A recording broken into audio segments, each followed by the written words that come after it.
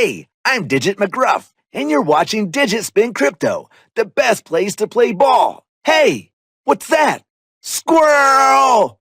Thanks for stopping by. I'll see you soon.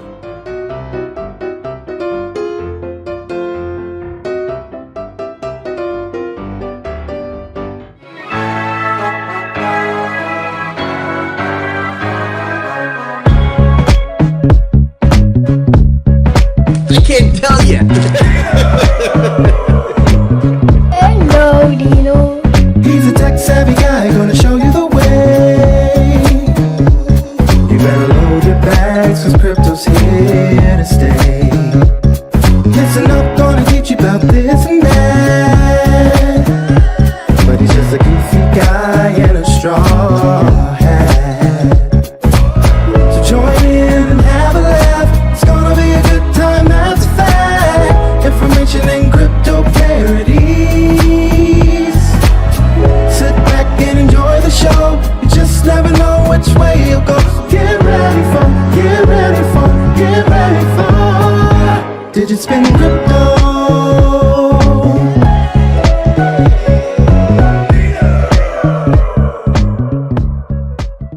Hey, it's Dino, Digit Spin Crypto. Got a great guest. We got Ted McManus today from Milo Global. I always get the G and the M mixed up. Milo Global. And we're going to chat about the new Milo Global wallet and all of the cool features that it has and functionality. And it's being powered by the Electroneum utility token, utility coin to be specific. So, Ted, it's great to have you on the show, and we appreciate you. I had my cell phone there interrupt me, of course.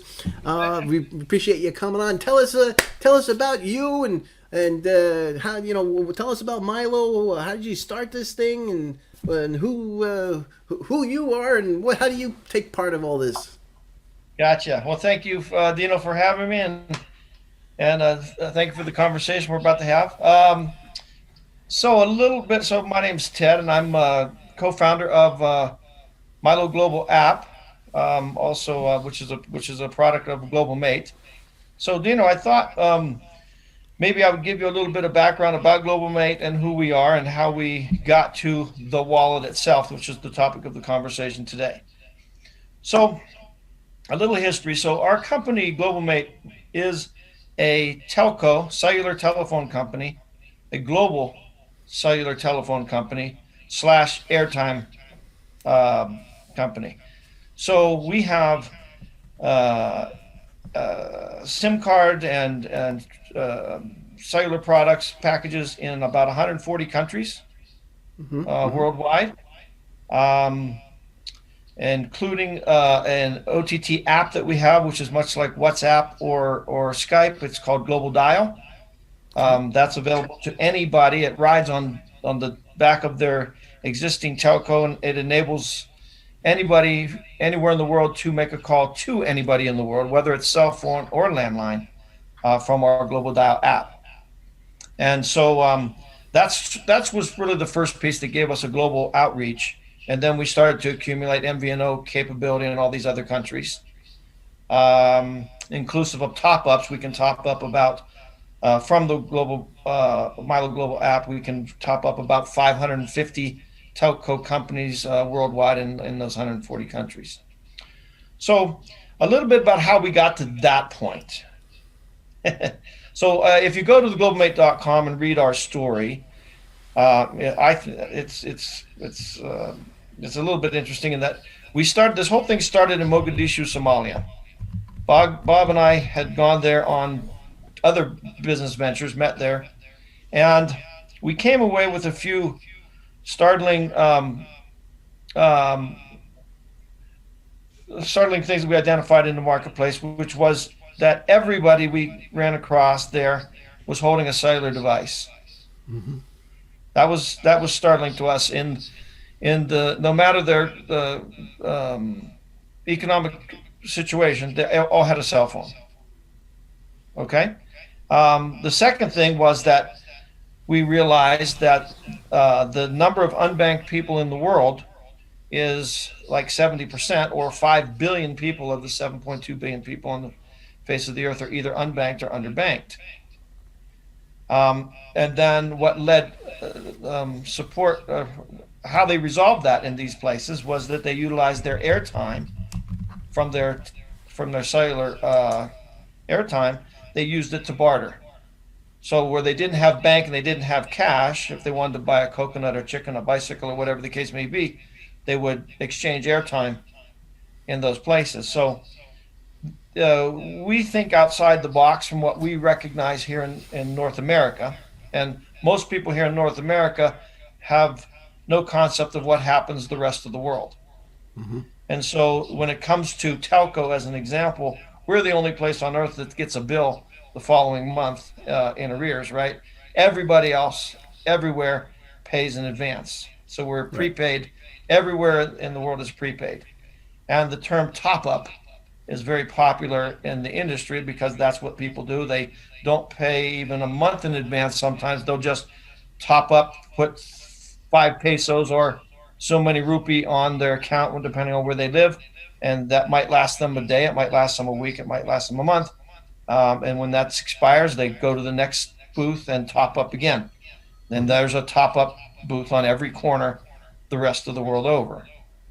So we make these observations that these things exist, that everybody's got a phone, utilizing airtime, and unbanked. We at the time were right in the middle of launching a prepaid card in the Philippines. We have a friend, an retired Australian banker that bought a bank in Philippines. Pretty savvy fella, knew what he wanted, and he wanted to go digital with it. And to promote that product, he wanted to make it a little bit fancier. And so we were looking at how to enhance that product in the marketplace. And one thing led to another, and we started to develop our own telco, which was the Global Dial app. So now when we find ourselves here back in North America, fast forward a little bit, with our own telco, now we have AT&T here, we have O2 in UK, we have Vodafone the world over, we've got our Global Dial app. Now we thought to ourselves, we've got too many airtimes coming and going. So we thought we would make one common airtime token that could service all of our customers, no matter what platform they're on. Hence the MTU. MTU stands for Milo Time Unit. So we created a hybrid, if you will, a hybrid airtime token, okay, that could service all of our telco customers world over. So now you say, okay, this is all well and good, but how the heck do we manage this? So we created the app, which is Milo Global app, to manage our airtime, which is what we do. We're an airtime company for our cellular platforms. Okay, so now we have the development of Milo Global app, and then as time has evolved, we have the wallet also has evolved, and we have made some additional features on it to make it a more powerful utility piece for other transactions in the marketplace. And when I say that, I'm going to go back to those unbanked or underbanked people, the poor people of the world, if you will, generally. And let's just take a place like any street, Philippines, where you've got a little kiosk selling water, as an example. The next one's selling coconuts or whatever they do. Mm-hmm. They don't have the advantage of a point of sale machine because they don't have the money to afford it, number one, and they don't have the Wi-Fi to drive it. So, but they do have a phone. So we give them the ability to load our app for free. They can become a merchant on our app for free, and we can create a merchant account for them there that costs them nothing, and people coming and going can utilize our app become Milo customers, and they can pay with airtime by trading airtime to the merchant, everything automatic through the app. Now we've created a merchant processing system for these folks in these developing countries, that allows them to take, in a cashless society. So now they don't have the risk of losing money. They don't have the risk of being robbed. Um, so many things come into play there with the ability to have the app. And so I just wanted to point that out to you, that the app has so many more powerful features in it, and it was what it was designed for and is being used for. Outside of the more sophisticated conversation we're going to have here with, as it relates to the Electroneum cryptocurrency. Bottom line is, as we saw that development and evolution of the app, and we started to realize that there were other digital assets that could be applied and managed in the Milo Global Wallet, and that's what got us to the point with the ETN. Okay. So the MTU is an internal tracking credit.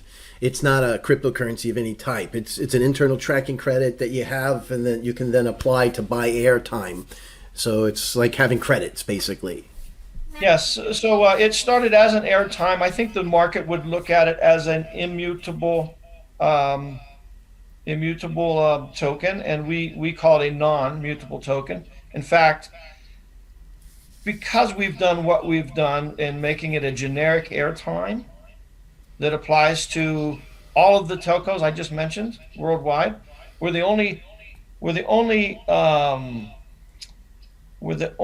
airtime that can do that. So we've actually have a provisional patent on that product, because nobody else in the world has done what we've done in taking a hybrid airtime token and that can apply to all these telcos.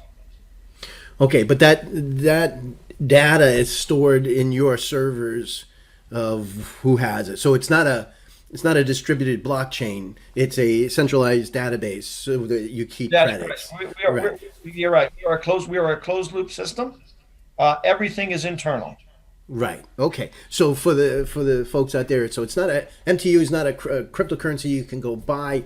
It's an internal credit basically that you would have and stored, and then you can then turn it into minutes at whatever phone company that you want to use, or obviously the Milo minutes with the Milo. VNMO, is it, or mobile network operator, virtual network mobile operator, and so you could turn it into that. So that's how the core system works, and everything functions in and out of that MTU. The Electroneum now adds like a different layer. It's funny because a lot of the guys are like, "This is weird. I got to turn it into this, and then I can then turn it into that." And I go, "It's because it's built on the cell phone industry." I go, "It's the same as if you look at one of the things that says redeem." I go, nobody in crypto knows what that means. Yeah, so I understand it's a little bit unique to the marketplace, but again, we're the only one doing it. But so in effect, what happens is you're buying airtime. We hope that you spend your airtime in our cellular products. Right. But along the way, as you hold these airtimes, you can do whatever you want to do with them, with the various functions we have in the wallet.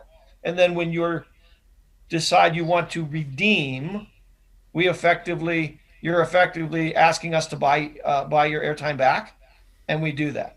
And so that's another scenario there where we're changing the paradigm that exists with big telco, and that right now, especially here in the postpaid world, you pay a monthly fee, you use it or lose it.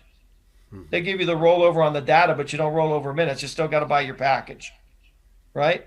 So what we're doing is changing that paradigm significantly. Remember, we're talking about underbanked and those folks, right? Those socioeconomic group.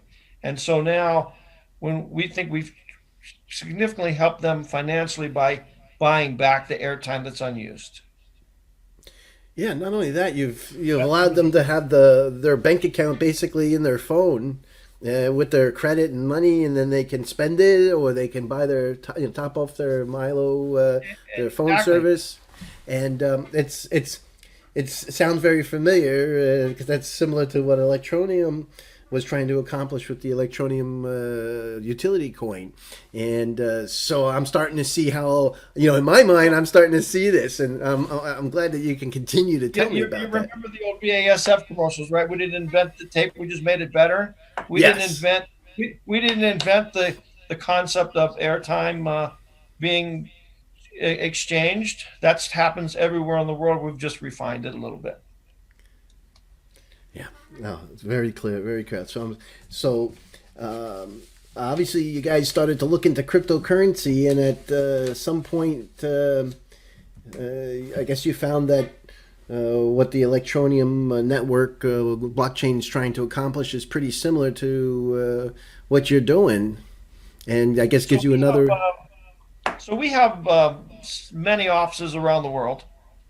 We call Salt Lake City our home office, but quite honestly, probably the hub of everything we've done is London. Okay. We have a London office, and we spent a lot of time there. We have some common acquaintances that with Electronium, let's put it that way, and so that's how we were introduced to them. Remember, I talked about the Philippines and our banker that bought that. We wanted something sexy, so when we first learned about Electronium, we actually promoted ETN to his card recipients for his bank because they back in those days, Electronium was doing the mining Mhm. concept on cell phone.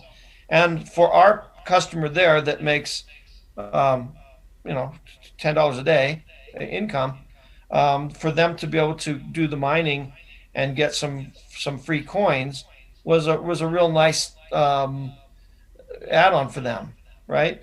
And so we were promoting Electronium there, um, just for all the reasons I just said. Um, and so it became sort of they became near and dear to us because we were promoting it out there. They were mobile based as opposed to other cryptos were not necessarily, right. Their mining was happening in the cellular phone.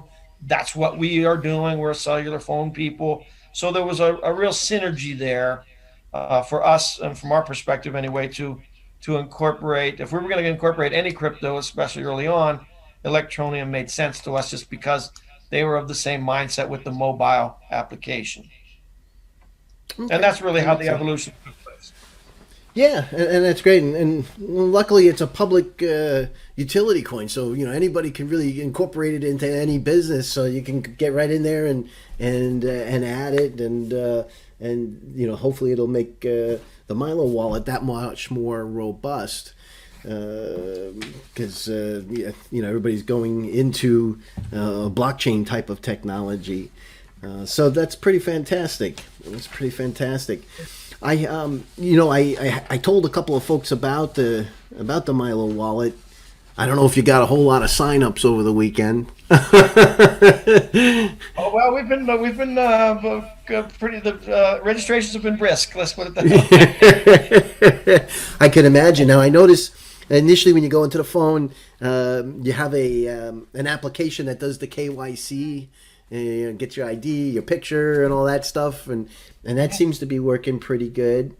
And so Well, I it's one heard of the some feedback. steps that we decided we wanted to take early on to some people find it to be a little bit of a nuisance, I believe, but it's a one-time thing. It takes a few minutes, but it really does enhance our security, the security of our customers' accounts, right? Nothing can happen because we're closed loop without us knowing who it came from and who it went to. And we've got KYC on both ends. So from a security perspective, I don't think you could get anything stronger than what we've got in-house here. Um, Okay. right? Yeah. So that's that, and then then you have to look at from regulator perspective, whatever the case may be. we take the KYC, we do a thorough job with that.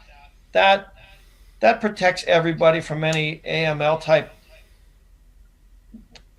issues or whatever, finger pointing or whatever the case may be. So we take great lengths. We go to great lengths to make sure with our transaction limits and our KYCs and all the things that we do to make sure that everybody's nobody's going to be accused of anything like that.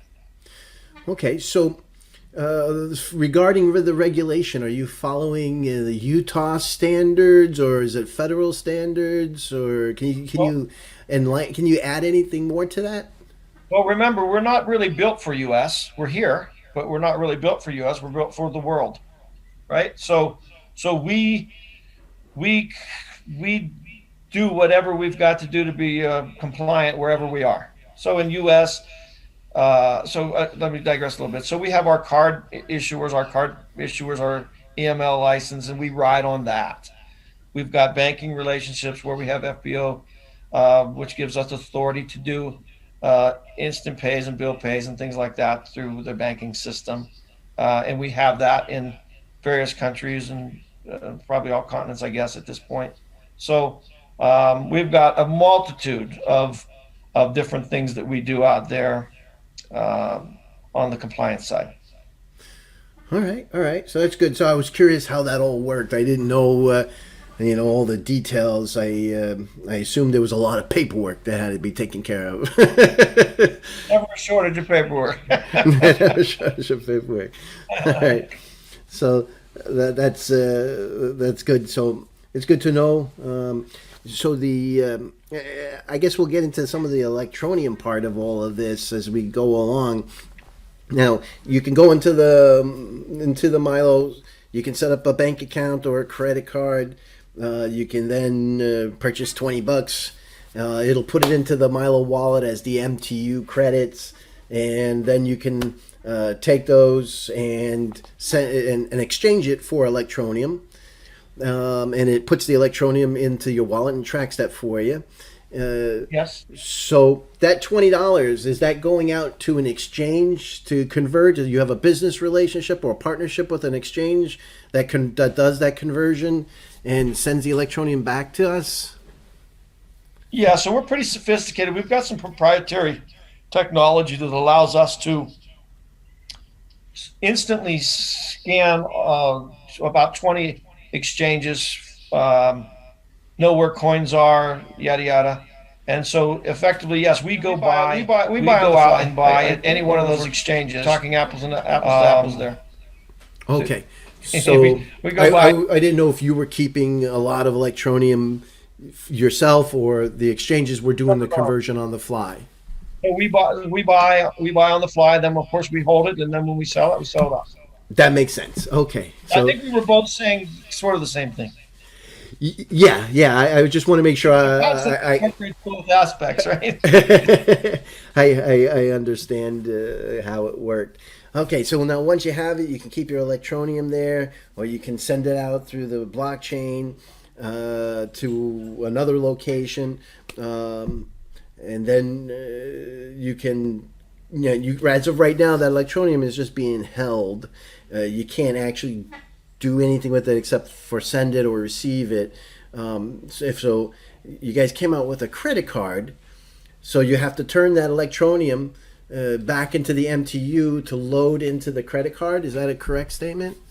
So if we are holding the ETN and wallet for you, then obviously you've got the buying power and capacity to do other things with it. If you wanted to buy electronium today, you could you can give us the address on the withdrawal, and we'll send it back to your exchange or to your electronium wallet or wherever the case may be. You can hold it, but if you want us to hold it, then that gives you that flexibility to do something else with it, like use it in the which would exchange for MTU, which then we would buy back, give you cash. Cash goes. All these things happen instantaneously. Your cash for your redemption of your MTUs would go to the as much as you like would go to the card, and you could effectively then liquidate and use that card. Okay, so that card, and this is a future product that's coming out soon. And from what I understand, and you'll be able to get a virtual card or a physical one, months down the road, I guess. Is that a correct statement? Hopefully, in a few So months. we have card relationships around the world, right? So, and we have both virtual card and physical card. So, we have here in U.S. coming out tomorrow. Actually, it would be the Milo virtual card that we will start distributing to customers tomorrow. That's I think there's a lot of anticipation for that in the marketplace from what I can see, and we're obviously very excited about it. So we have that product here. We have a virtual product in other places. We already have cards live in UK. We have virtual and physical cards in most places. There are some places that we, just because of whatever, Papua New Guinea or whatever the case may be, where we probably will only have a virtual card just because. When we started this whole thing, we were going to do all plastic. But as time's gone on, just over these short last few years, the concept of the virtual cards become more and more attractive, both to us and in the marketplace. To the point now that I think what caught our attention was that about 85% of the cards being distributed today are virtual, and now I know, having my virtual card and wallet, when people were coming to me from the London scene, if you will, saying that the millennials there would be offended if I tried to hand them a personal card, a piece of plastic. They want nothing to do with that. They want to tap and go from their phone. Life is all on their mobile device, and I'm seeing that become more and more prevalent, and to the point that I think that obviously will be the way card-to-card transactions are done, probably entirely here in the next year or so. All right, so that makes sense. Now, you have to preload that credit card because it's a debit card, right? So you got to put money into it so that you can spend it. What is is there a maximum amount that you can load into it each day? Is there a maximum amount that you could have? And let's say somebody wants to go buy a car. Could they put $50,000 into their virtual card and take it down to the dealership and say, give me that silver car over there? Cha-ching. Well, so again, we have multiple card partnerships around the world. And so each one comes with a slightly different mindset of what those limits maybe could be or should be. Okay. Generally speaking, I know the card we're coming out with this week, at the moment, we're setting it at a $500 per load max and a $5,000 total on card max. Good. Okay. No limit on the numbers of times, and so on and so forth.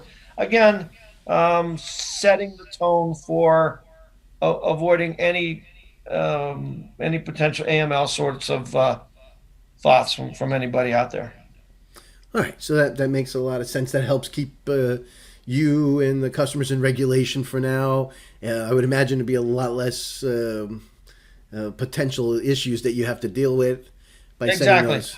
Okay, exactly. So I can load $500 a day into the card up to a maximum of $5,000. And I would imagine, is there a daily? There shouldn't be I can spend that $4,000 on a purchase. But if I wanted to get a cash withdrawal from my card, my debit card, I usually in America here it's $500 a day to be able to take out of the card. Exactly. Yeah. So that's how we have those limits set right now. Those can be changed, and they may change from time to time, and they may change from locale to locale, country to country. But generally speaking, those will probably be about the same limits everywhere. Yeah, that makes sense, especially when you're first starting up, to make sure everything starts to work fine before you go into heavier duty type of stuff. That's still very useful, and Oh yeah, I think so. I don't know too many people that need to do much more than that, especially now when you're thinking about the demographic that I keep coming back to. correct. Who's going to be using it? Like you say, you have a centrist view of the global north, where they happen to everything costs more, Yep, and exactly right. Exactly right. So and then, I notice when some of the questions that get asked are North American mindset, right? But we've developed about the rest of the world. right, right, and this is going to be kind of neat for them because they could go to any task, earn some money by doing a service, put it on the public utility blockchain, and if they wanted to send it to the Milo wallet, they could. And now they have the ability to have a virtual credit card where they could buy something online or whatever, and to have banking like services without having to have a bank.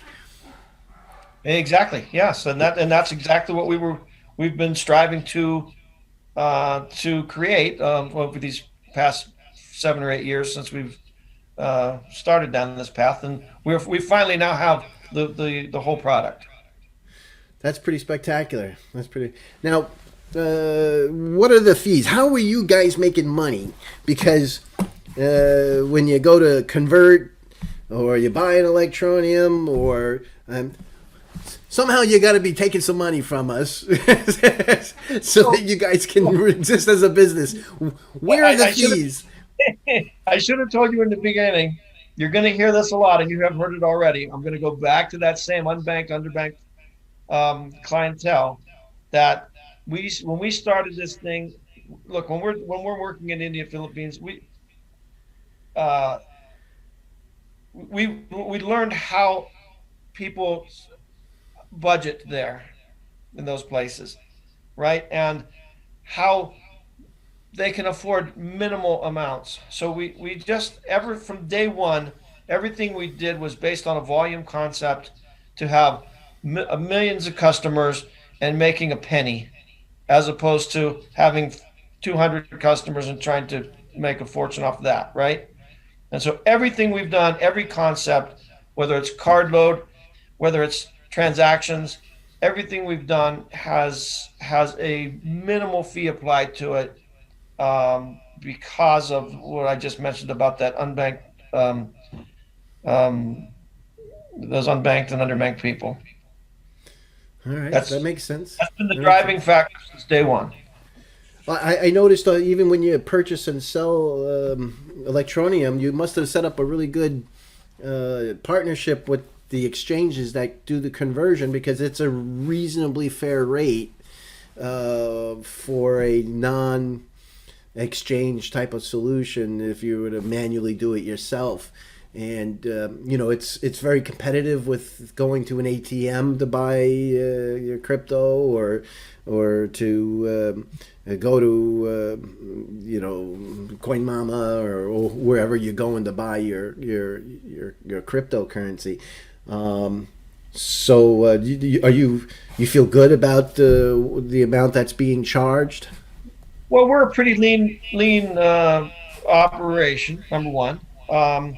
And again, we've everything we do is on thin margin for those underbanked and unbanked concepts. So um, there's no reason to believe that we won't continue to do that.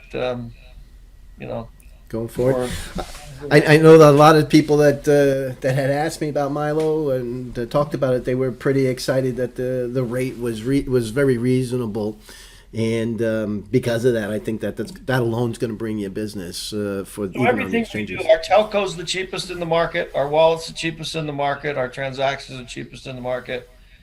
We are just all about creating a product for our customer base that's the best price point they can find. Okay, That's excellent. That's excellent. One of the guys asked me, he goes, "Hey Dino, you think these guys are going to build up this big company and then sell it?" Yeah, I guess ultimately the goal is, somebody pay you $40 billion for it so you can retire. But Well, everything for sale, as they say, right, or something like that. But we've been asked that question many times, and we generally, we've evolved with this build to last, ready to sell mentality, and so everything we do is we try to think through things, and build it so it is a lasting product, but at the same time, if someone comes with that for how much money did you say? 40 billion. I'd would sell get at 40 my- billion. Yeah, that that'd would get get my my attention. Just saying, that would get my attention. Let me ask you. In the United States now, they want to tax crypto when you sell it. So when you're using a credit card, you're technically selling your crypto. So that $1 that you spent is actually going to end up costing you like $1.30. Because you got to pay the tax on the $1. Are you going to have any type of reporting structure, or like a statement, like you get on a regular credit card, so that people know how much that they've converted into fiat, so that they can say, all right, I spent $100 this month. So I need to keep in the back of my head that I'm going to have to pay 30% in taxes on that, and pay the government another $30. So is there going to be some kind of reporting tools, or like a monthly statement or something for the bank, for the credit card? So remember the conversation we had that we were built for the world, not for the U.S. So in that with that frame of mind, no, we don't have anything as far as a monthly statement. What we do have is a transaction history on the app, where you yourself can view every transaction that you've done. So you have a running total on what the transactions you've made. Mm-hmm. Can we in the future? Perhaps. It isn't something in development right now. It isn't something we really thought too much about. We realize that people have a reporting requirement, but that's a self-reporting situation, and the only way we can help is through the transactions themselves, not through necessarily a monthly statement or anything like that. Okay, so what kind of fee is it to, that's if you're converting it from ETN back to MTU. Once it's an MTU and I want to ACH it back to my bank account, is there a fee to do that also? So you just asked me if it's in my MTU. I have And you 20 wanna bucks send in my it to the MTU, and I want to send Yes. that 20 bucks back. Yes, there's an exchange. There's a fee. So we have several fees. The standard transaction is an ACH to bank that costs 25 cents. Okay. So if you were going to send 30 cents, you're going to net 5. If you're going to send 24 cents, it's not going to happen, right? Again, that's where the fee thing. So that's probably what he experienced, is probably had such a small amount that it didn't cover the fee. All right. That's possible. Just so that you know, we charge flat rate 25 cents to ACH back to your bank. We will now have the ability, obviously, to load to card, and we do have the ability to do an InstaPay to their bank account if their bank has InstaPay capability. I'm finding that about 50% of the banks that I've seen load in the system actually accept instant payments back, surprisingly. So what's that mean? In those cases with the traditional ACH, it goes out, we process it instantly, bank gets a hold of it, takes 24 hours, and then they deliver it to the other recipient's bank. Okay. There's So nothing to do with that bank. Yeah, I noticed ACHs could take anywhere from a day to 5 days sometimes. Some banks Depending are really bad. Our bank's good. We get it out sometimes same day, never more than the next day. But I have seen. I feel bad for some people that are trying to load money to us. They call 3 days later, and I said, "Your bank hasn't sent it, and their bank hasn't sent it. I can't help their bank, right?" Okay, so when I load an ACH in, I'm going to pay 25 cents. When I pay it back out, I'm going to pay 25 cents. No, you're not going to load it to me. We don't charge you to load. Oh, okay. All right, so just to exit it, it's 25 cents. Is there a fee to convert the MTU to the Electronium? Just the exchange fee, which is the spread difference. That's correct. Yep. All right, which was about, I think it was like 3% to sell, 2% to buy, or it was give or take. It was 2.5% on each side. There was a total of there was a 5% spread between buy and sell. So I figured somewhere in between.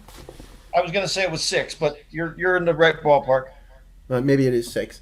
I looked at it and I was it's about 5%. I could have. Yeah. I could have. You rounded. All right, but that's pretty good between the spread because I would imagine it's not 6% to buy and 6% to sell because when I was looking at it, it was literally splitting the difference. Right, splits it. Yeah. Yeah. Okay.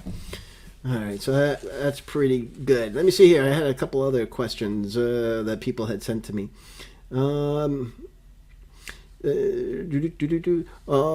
Folks were hoping that you could update some of your websites. They were wanting to look at it, and they think that it would be pretty cool if you had an opportunity to do that. I'm sure you guys are up to your eyeballs as it is, but we update them pretty regularly, actually.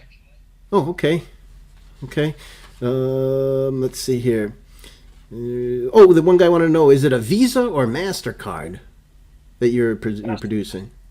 No, it's the virtual card we're talking about tomorrow is a MasterCard. MasterCard.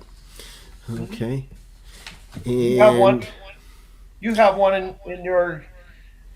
We sent you one to give it a test run. You didn't get the email apparently, but yours is a MasterCard. Okay. I got to take a look. They sent me a virtual card set up, and I've been nonstop in meetings and dealing with issues at my career, and so I haven't even seen my email today, so I haven't had a chance to check it out. But I want to give that a whirl as soon as I can. I'm pretty excited about that.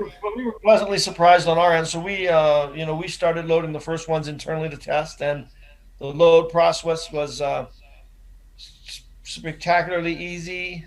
I instantly ran down to the local store and did a transaction there, tap and pay, flawless, and so it was a really painless setup.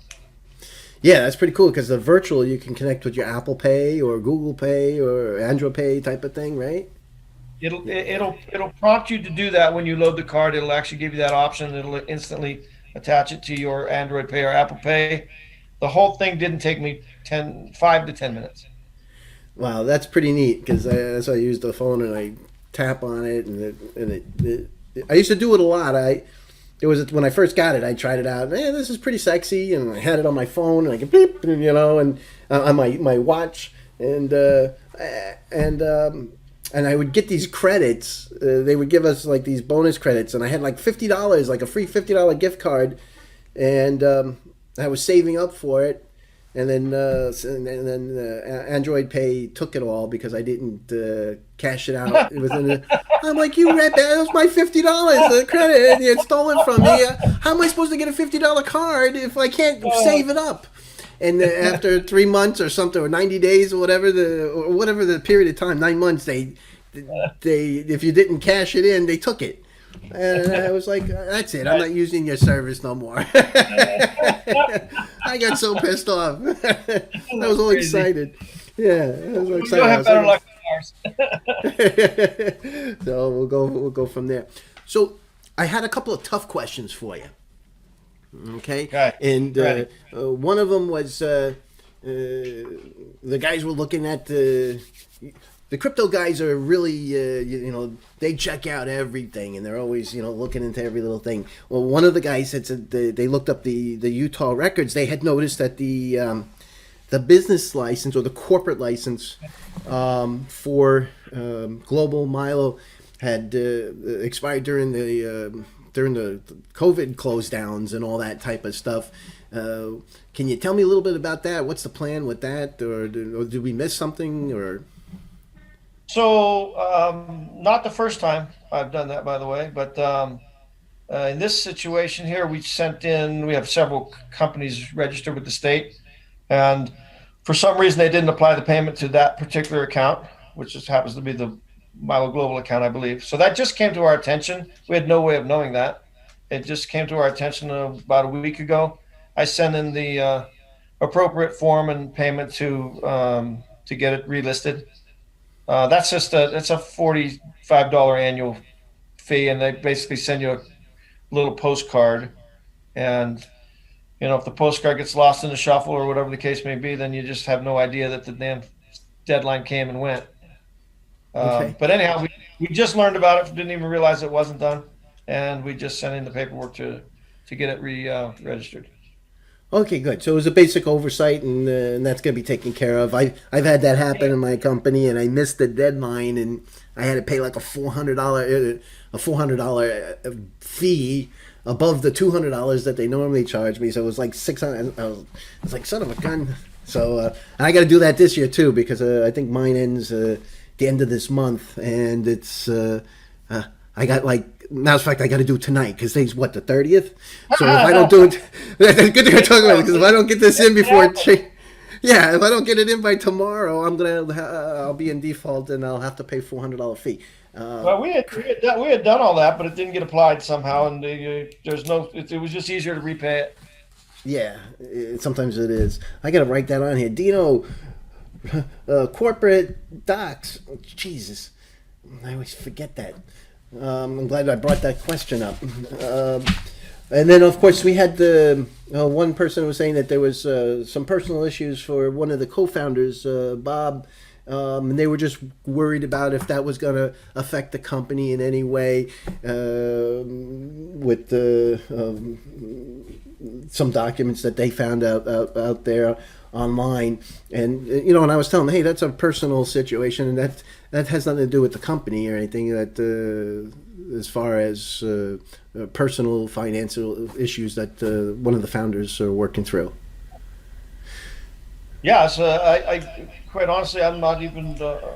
It's not even my business really, so I don't know what's happening there. But it has no effect on us from a corporate perspective. That was my big concern. Is it was a personal issue. It had nothing to do with Milo Global. Oh yes. So I think that whatever, if it's what I think it is, it was something that happened many years ago, and had a business relationship. The guy died and left a bunch of problems, unresolved problems to the surviving business folks and surviving family. And anyhow, that's. Okay, good.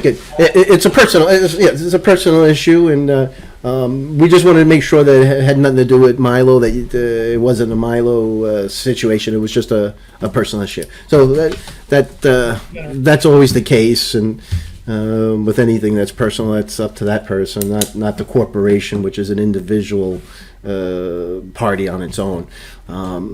Did we miss anything exciting? Anything you want to tell us that's coming out that you're looking forward to, or any little tidbits that you want to drop, or? Well, I think the most exciting thing for us at the moment is the card. That's a big step for us. Like I say, I can see the excitement from the participants in the database.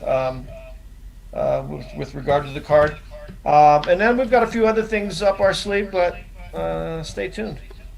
All right. Is there going to be a monthly fee on the credit card? There is not a monthly fee on that card. There is a $2 $2 activation fee, and then everything is then driven through the, as far as I'm aware, through the there's a small load fee of a few cents and transaction fee, I believe. But I don't think there's a monthly fee attached to this one. Well, that's good. That's good. Yeah, find out about that for us. Well, it's been pretty exciting. I'm sure we'll have lots of more questions as we go along, and people will be pretty excited to give it a try. I wish you guys a lot of success, and I hope that this adds extra value by using the Electroneum Public Utility blockchain and incorporating it into your product. Hopefully I can one day get smart enough to come up with some idea myself. Yeah, I did want to add, that with regard to blockchain, we have been adding videos to YouTube, so that anybody that has any difficulty navigating the app, we have training video on there on how to load from your bank. We have training video there how to transfer Electroneum from your Electroneum wallet, say, into Milo. We have training video on how you can redeem from Milo out. So we've got a variety of training videos on YouTube for that. What's the name of the YouTube channel? Is it just Milo Global on YouTube? Milo Global. We have some links that we can provide. We're also doing some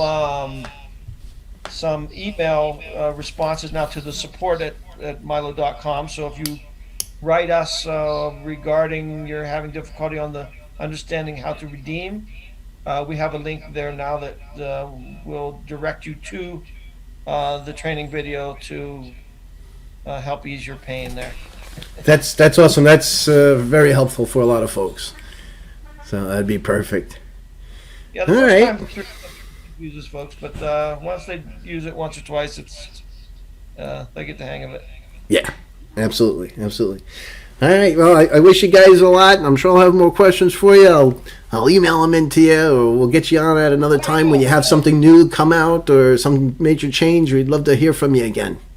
Contact me anytime. You've got my contact info there. And Dino, thanks again for the time today, and looking forward to some exciting times ahead. Thanks. Appreciate that.